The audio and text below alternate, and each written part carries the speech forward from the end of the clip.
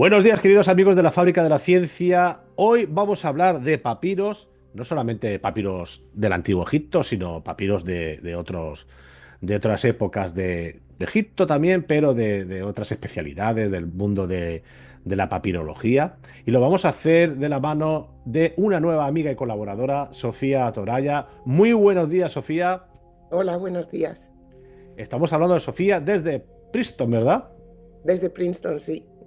Bueno, pues lo primero que vas a hacer es presentarte porque, insisto, los oyentes me dicen, Jorge, cúrrate las presentaciones, trabájatelas un poco. No, porque si no me extiendo demasiado. Te vas a presentar tú Pues mejor porque así resumimos la Sí. presentación. Me presento brevemente. Soy Sofía Torayas Tobar. Estudié clásicas en Madrid y hice una tesis sobre Filón de Alejandría y luego me dejé llevar de la mano de los papiros que al final de esta entrevista quizá entendáis por qué los papiros te atrapan y ya no te dejan irte nunca más.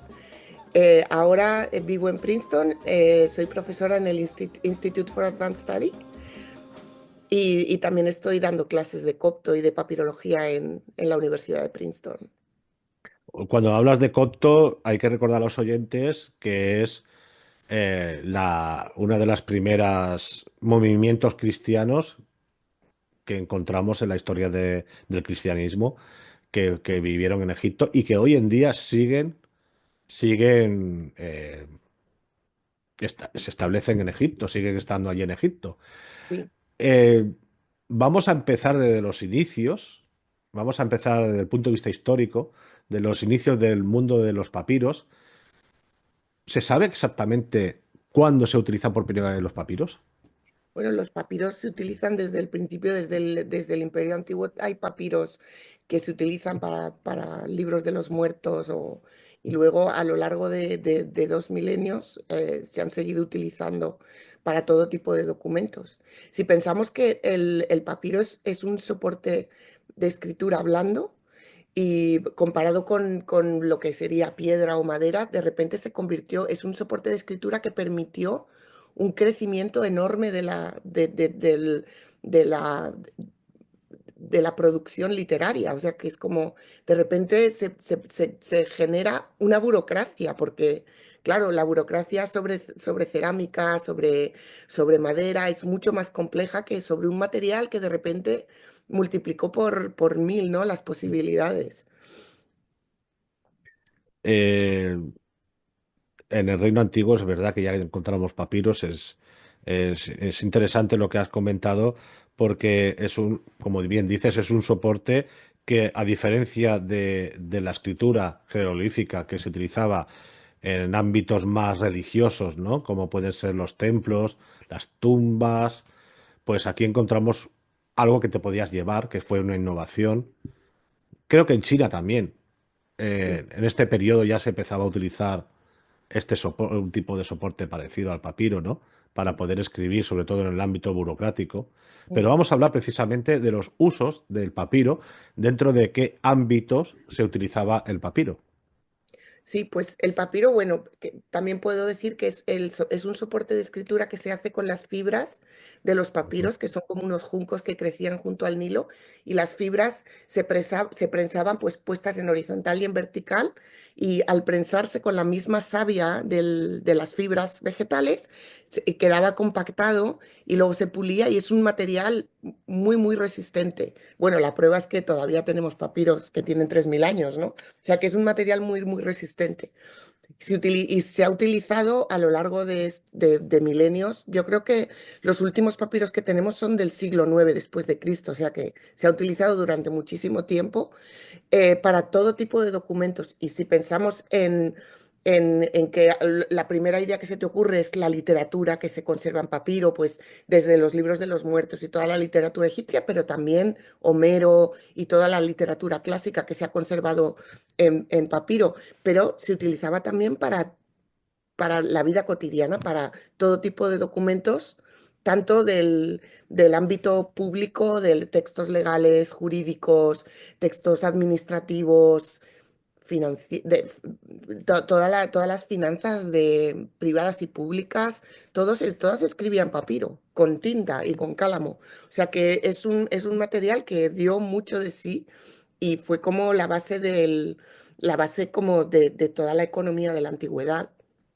Sí, perdona. Es- Sí, perdona, es cierto que solo se han encontrado en Egipto, dadas las características climáticas de Egipto, pero el papiro se utilizaba en todo el Imperio Romano. O sea que en Hispania también se utilizaba papiro para todas estas cosas. Lo que pasa es que ha desaparecido porque el material orgánico se ha desintegrado. Sí, Ujú. perdona que te he No, interrumpido. no, no, no, no pasa nada. Bueno, ahora vamos a entrar en tu ámbito de investigación y quiero que nos comentes sobre los manuales de magia que se han plasmado en los papiros. Sí, pues es un proyecto que llevo adelante hace como 10 años, empezamos, casi 10 años va a ser, con el profesor Christopher Faraone, que decidimos abordar todos los manuales de magia que tenemos de época grecorromana, que es desde el siglo II antes de Cristo y paramos en el siglo VI, aunque por supuesto todos sabemos que libros de magia ha seguido habiendo y sigue habiendo que los venden en las tiendas. Entonces, hemos acotado estos manuales de magia están fundamentalmente en griego, también en demótico, que es una fase de la lengua egipcia, y luego al final de la época que nosotros utilizamos están en copto. O sea que es una serie de manuales de instrucciones para hacer diferentes tipos de prácticas rituales mágicas. Eh, si quieres, te digo un poco Sí, sí, sí, cuáles son sí. los contenidos. Pues tenemos desde magia agresiva, que sería lo que conocemos como de ficciones o maldiciones, que son todo tipo de prácticas para impedir a alguien hacer algo, como por ejemplo poner una maldición a un abogado en un juicio o poner una maldición a los caballos en el circo para que no puedan correr y gane el tuyo, o también una sección, una parte de estas maldiciones son las maldiciones amorosas, se llaman maldiciones porque son muy agresivas, pero es una práctica, es un ritual para obtener el amor de alguien. Y son muy agresivas porque obtienes el amor de alguien haciendo que esa persona no pueda comer, no pueda beber, se sienta fatal hasta que venga a ti. Entonces, esta es una de las partes de la magia en la antigüedad. Y otra de las partes es la magia protectiva, ¿no? Los amuletos y la magia curativa. Entonces tenemos todo tipo de prácticas de qué hacer cuando tienes un mal de un tipo, pues dolor de tripa o dolor de cabeza y tal. Pues son prácticas que no son exactamente mágicas, sino que son prácticas que incluyen también algún tipo de oración o de prácticas que no se consideran médicas, no las consideraríamos médicas, aunque por supuesto la línea entre magia y medicina en la antigüedad no está muy clara, ¿no? Y luego hay otro tipo de prácticas, de tipo de pues, iniciaciones, adivinación, este tipo de cosas. O sea que son una serie de manuales, tenemos casi 100 libros o fragmentos de libros, o sea que es una cantidad enorme de información. Hemos calculado que la publicación total de estos libros van a ser 3 volúmenes de 400 páginas cada uno. O sea que para que veas la cantidad de material que tenemos.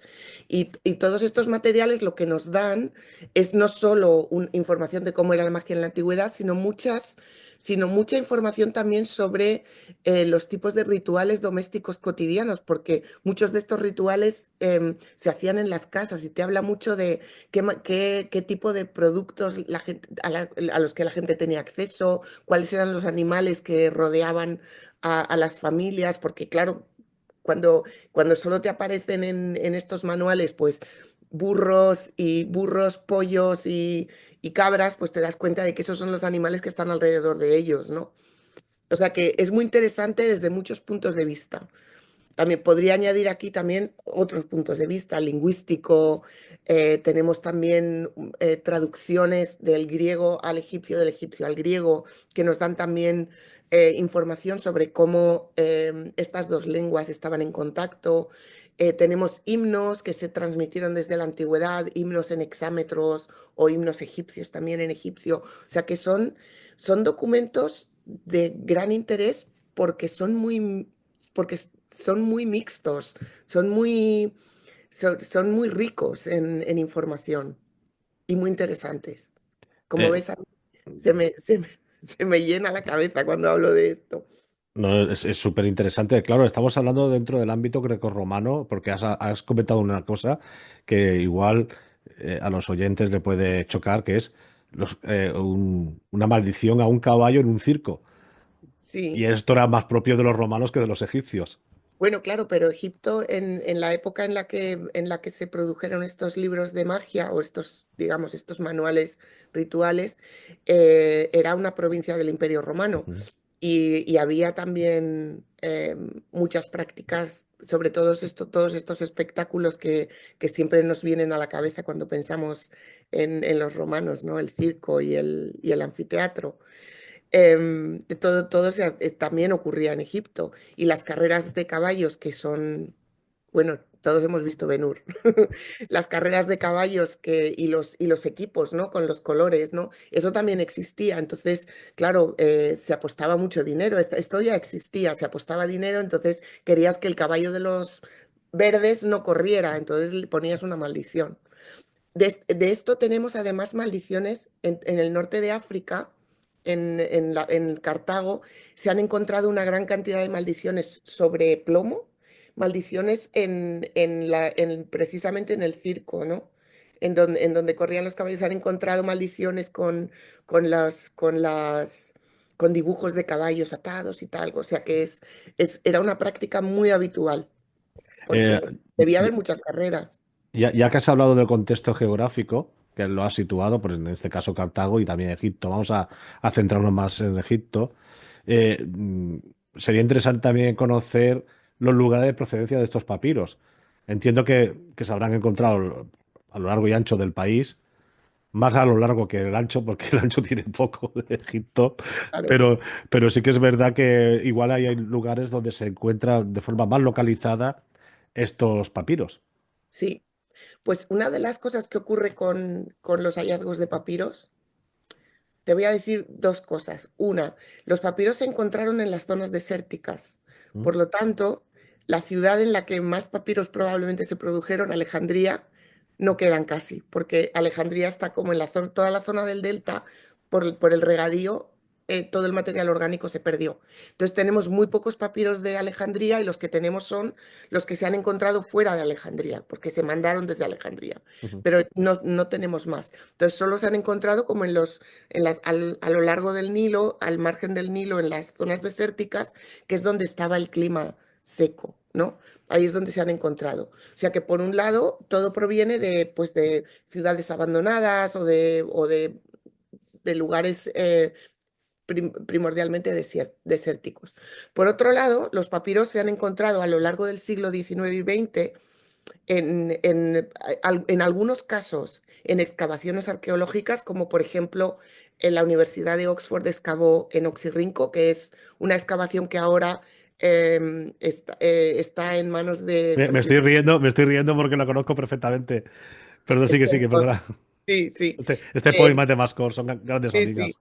sí, claro.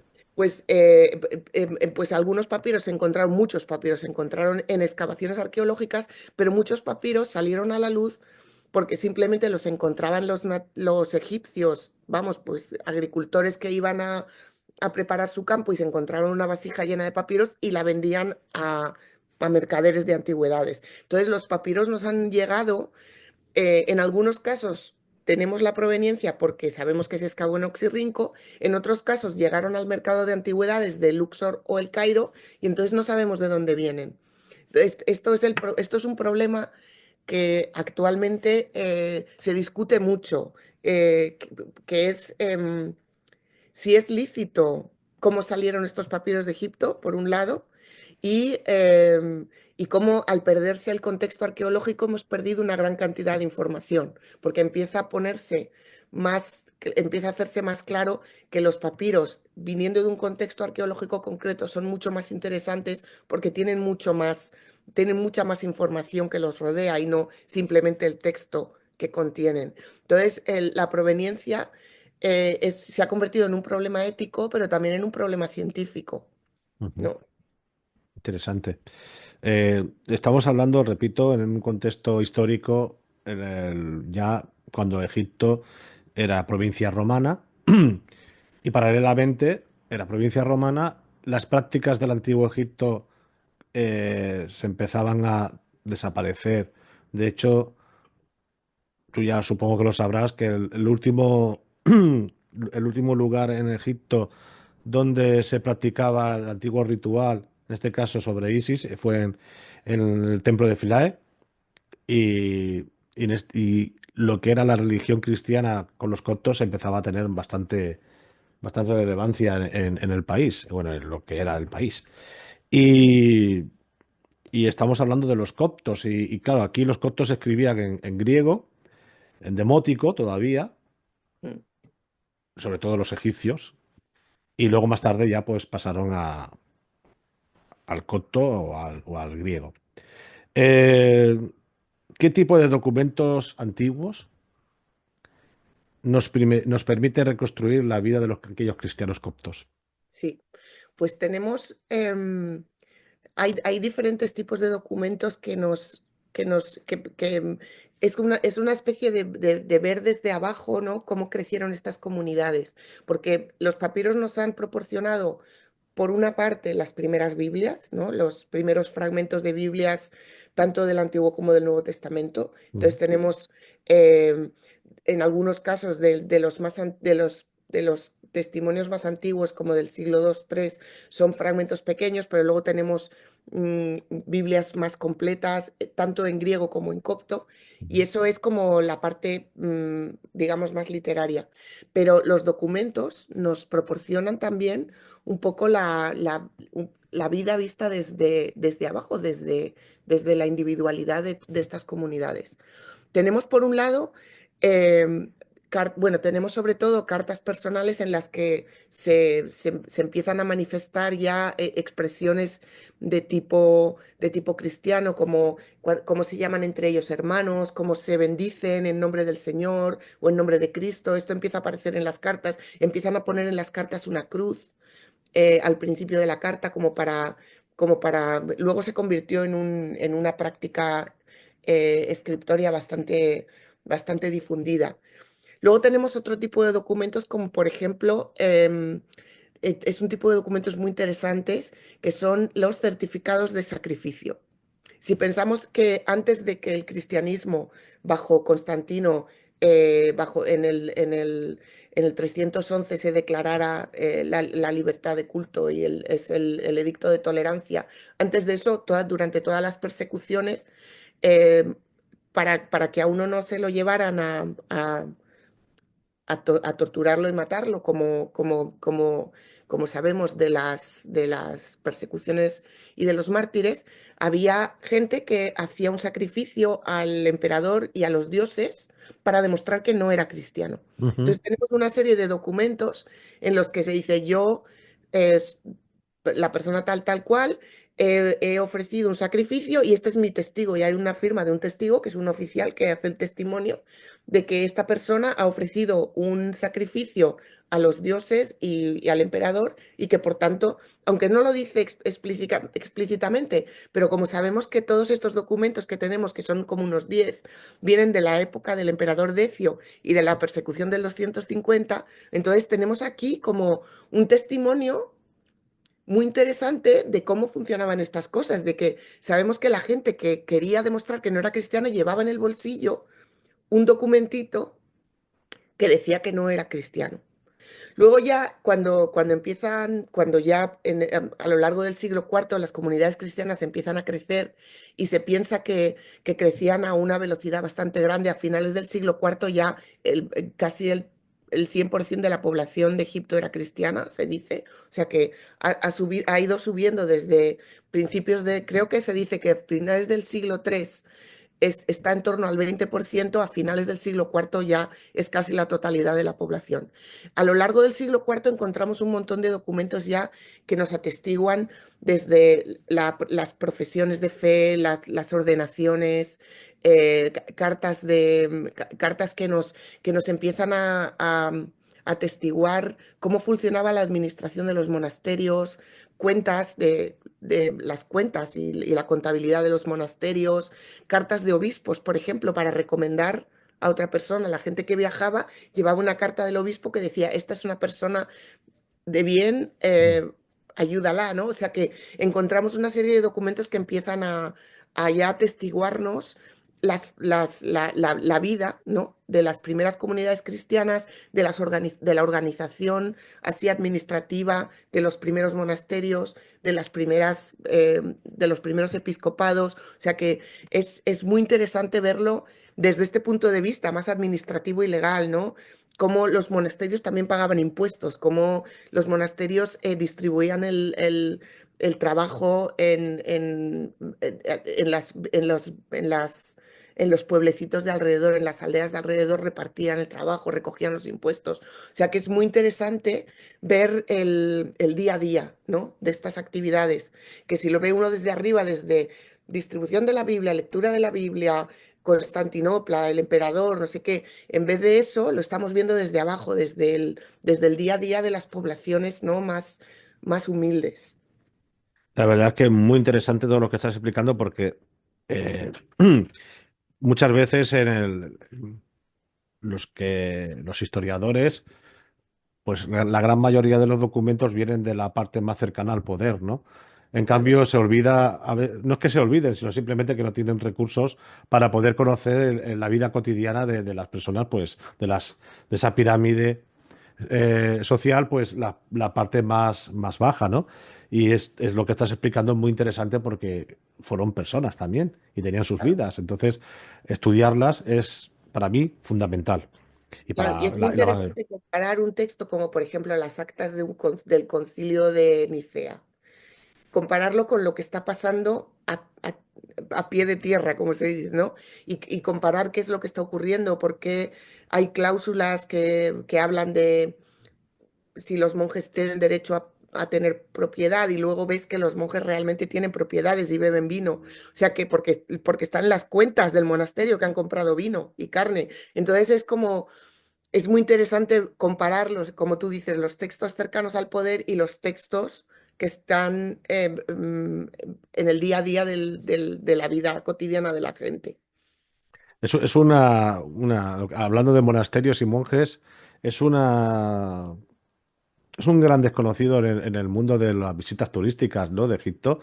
Mucha gente pues van a ver las pirámides, las tumbas, los templos, que son espectaculares, evidentemente, ¿no? Pero yo creo que se debería volver a Egipto solamente para hacer un recorrido de los monasterios, sobre todo en la zona de la Tebaida, ¿no? De antiguas tumbas que se reutilizaron como habitáculos para aquellos primeros monjes, ¿no?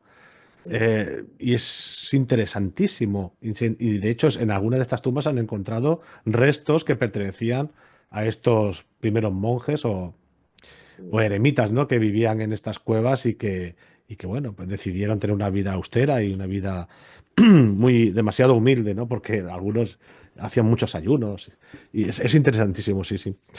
He trabajado muchos años con la Universidad de Jaén, Ujú. Alejandro Jiménez, que es muy amigo mío. He trabajado Alejandro. con él, la conocerás Hombre, que también. Alejandro es amigo también, claro. Claro, pues he trabajado mucho con ellos que están excavando en Kubet el En Hawa, Jagua. enfrente de Asuani. em, y allí precisamente han encontrado, porque es en toda esta zona de las tumbas que se reutilizaron por monjes, hay también incluso una iglesia y un monasterio justo encima de la cúspide Mm. del monte, ¿no? Y ahí han encontrado documentos monásticos, documentos coptos monásticos, y tenemos incluso, hay una cosa muy bonita, es como una capillita, como en una de las partes no te sé decir exactamente qué parte de la tumba original era esto, pero habían hecho como una capillita con así como un repositorio para poner, no sé, una cruz, y a los lados está el Padre Nuestro, escrito Mm. en copto. Y esto fechado todo antes del siglo sexto, es muy interesante. O sea que sí, que es justo lo que estás diciendo, las tumbas reutilizadas por eremitas y aquello crecía luego y se convertía en una comunidad con un edificio y todo, o sea que súper interesante. Es que el concepto de monasterio empezó precisamente. de esta manera. Claro, Dentro de poco voy a entrevistar a Alejandro para hablar de la última campaña en Cúbete el Jagua. qué bien. Han Eh, encontrado dos ostracamas para mí. pues mira, igual le damos una sorpresa. Si puedes ese día, ya te diré cuándo, igual le damos una sorpresa a Alejandro. ¿Qué te parece? Qué bien.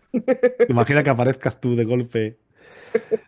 Eh, También hablamos de estos papiros, nos ofrecen información, como hemos dicho antes, pues del ciudadano cristiano del día a día, ¿no? No los que están más cerca del poder, sino más bien personas que más comunes, ¿no? Más sencillas, que, repito, son dignas de estudio porque su vida también era interesante. Existen algunas cartas, como el patriarca Atanasio. Atanasio, perdón, perdón. Atanasio, ¿nos podías hablar Sí, de esta carta? sí. Precisamente sí, es un proyecto que estoy a punto de cerrar, a punto de terminar después de muchos años. Desde el año 2002 más o menos estoy trabajando en la Abadía de Montserrat en su colección de papiros y tenían un misterioso rollo bastante grande, mide casi 1 metro de ancho, un rollo escrito en copto. En columnas, o sea que es como los libros antiguos en columnas, un rollo en horizontal. Y cuando lo identifiqué, me encontré con una traducción al copto de una carta que se conoce en griego por los manuscritos medievales, una carta muy importante que es la carta de Atanasio a Draconcio, que era un monje del Delta que había sido llamado a ser obispo y no quería. Y entonces es como una carta en la que le intenta convencer para que acepte la nominación para ordenarse como obispo. Y él no quería porque, imagínate, le parecía que es como, ¿quieres ser ministro? No, no quiero, que es mucho Ujú. trabajo. Pues. No, porque la vida de un obispo a los monjes les parecía que era una vida que no era suficientemente pura porque estaban en la ciudad, estaban en contacto con gente, entonces que ellos querían la vida retirada y ascética y tal, ¿no? Entonces esto no quería. Entonces nos encontramos que, explico el contenido porque es importante en esa época, Ujú. porque es cuando están queriendo, en el siglo IV, están queriendo nominar obispos para todas las ciudades, entonces, claro, necesitan candidatos y los candidatos no quieren. Entonces era un problema, se había convertido en un problema. Entonces nos encontramos una carta que está escrita en un rollo del siglo IV, se puede fechar porque los papiros los datamos si tienen fecha, porque muchos papiros tienen fecha escrita, un documento tiene una fecha, pero si no, se utiliza el tipo de escritura para dar una fecha aproximada. Y este documento es más o menos de finales del siglo IV. O sea, para que veas que es contemporáneo a cuando Atanasio escribió esta carta, porque era un problema que tenían en Egipto, que era encontrar candidatos para que fueran obispos. Entonces nos encontramos con un documento que ha sido traducido al copto y que probablemente viene de un monasterio de la Tebaida, de un monasterio en el sur. Entonces, ¿por qué tenemos este documento?